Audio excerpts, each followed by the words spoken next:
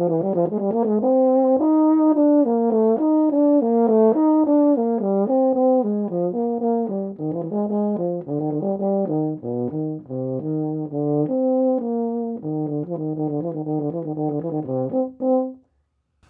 just stopped in the middle of a phrase because I was out of air.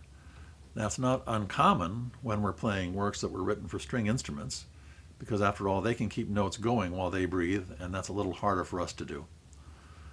So the Arpeggione Sonata, having been written for a string instrument, has quite a few little places like that where it's difficult for us to figure out where to breathe, how to make the music come through, despite our needing a little more break here and there than the string might need. That's made even more difficult in this piece because it was written with quite a few cases of elision, E-L-I-S-I-O-N.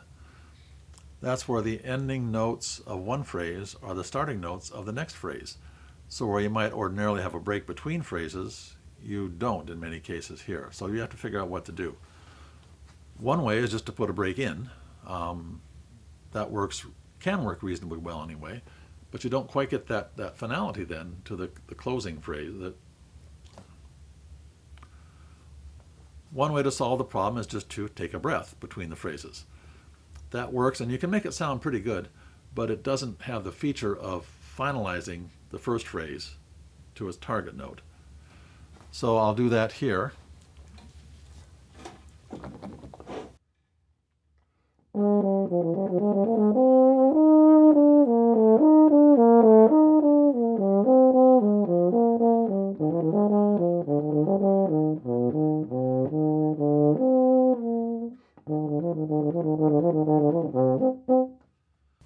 With a little manipulation of your phrasing, you can make that work, and it gives you a nice big breath between the phrases, so that's one way to do it.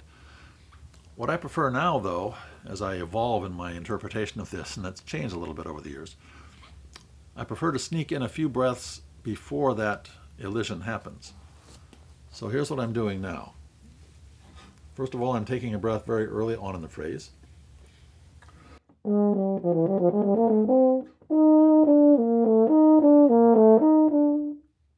That's not ideal, but it's not too harmful either.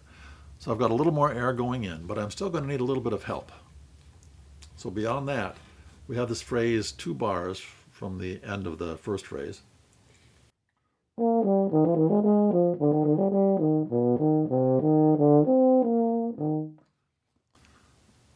What I'm choosing to do now is to put a little break after the 2 eighth notes.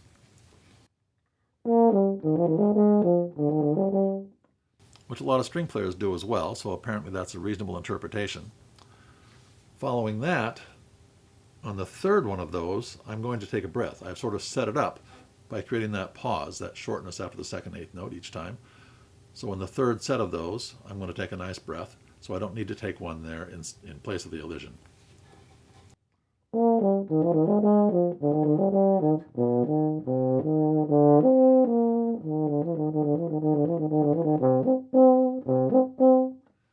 That would allow me plenty of breath to continue. So here it all is in context.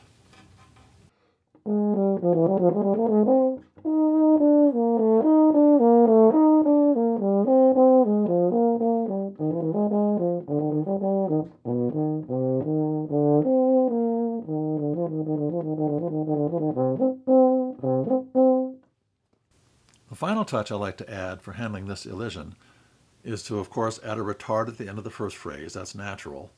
Land on the target note, which is also the beginning of the second phrase. Have that target note pause just a little bit, and then accelerando into the second phrase.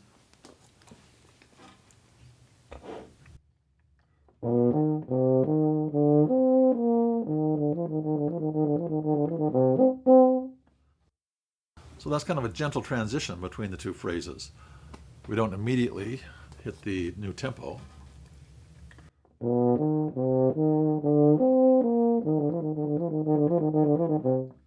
One could probably make that work, and if you prefer it, then you're free to go ahead and do that.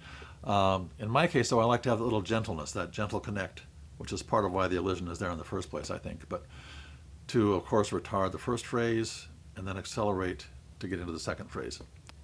Those are tips you might find helpful in the first movement of the Arpeggione. There are several more places where you'll need to use this. There's one very similar coming up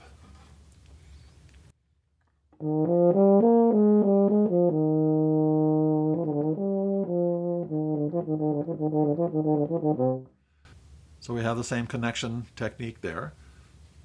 In the next section, after the piano interlude, we have this phrase.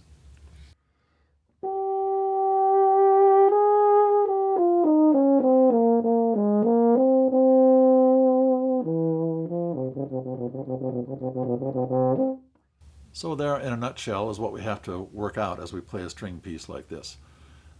In this case, I've chosen, rather than take a big breath between two phrases, I'm taking smaller breaths, micro breaths if you will, leading up to them and possibly following the elision, so I don't need to break there. There are other places and other solutions you'll need to find in this piece because it does take some air to play, but it's very enjoyable and very rewarding. I hope this tip's been helpful for you. Thanks for listening.